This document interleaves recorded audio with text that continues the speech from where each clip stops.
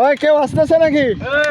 ওই বাচ্চারা, এই চলো বান্নির দিকে আমরা রওনা দিই। এটা কি বান্নি নাকি? মাননি। ওকে চলো, ধাক্কা দিয়ে কি করবা না। ওকে আমরা এখন প্রবেশ করলাম বান্নির মধ্যে। পুরো মানুষের এখানে ভিউ।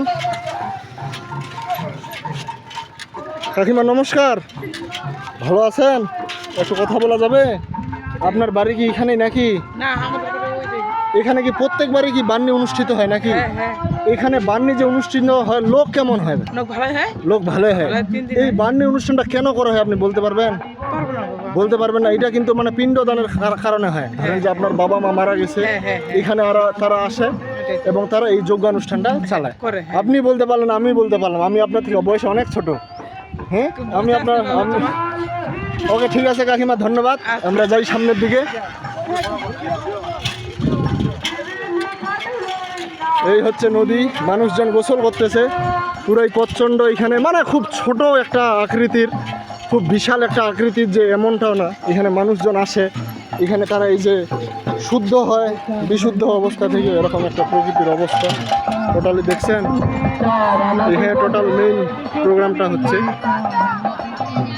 এগুলো গুচ্ছগ্রাম বলে, গুচ্ছগ্রাম। বর্তমানে ট্রেন্ডিংয়ে যে বারুণী মেলাটা চলতেছে এটা হচ্ছে করতোয়া বারুণী মেলা। বাট আমি করতোয়া বারুণী মেলা নাই, আমি আছি আমার ঠাকুরগাঁয়ের শ্মশানকালী মন্দির, যেটা যারা চিনেন, শ্মশানকালী মন্দিরের বিপরীতে একটা বারুণী মেলা। এখন বিষয় হচ্ছে যে বারুণী মেলায় আসে কারা? যাদের বাবা মা মারা গেছে এবং তাদের পিণ্ডদান, তাদের আত্মার শান্তির কামনার জন্য তারা এখানে আসে। তবে আমরা এখানে এসেছি বারুণী মেলা ভ্রমণের জন্য, ঠাকুর দর্শনের জন্য, সবকিছু দর্শনের জন্য।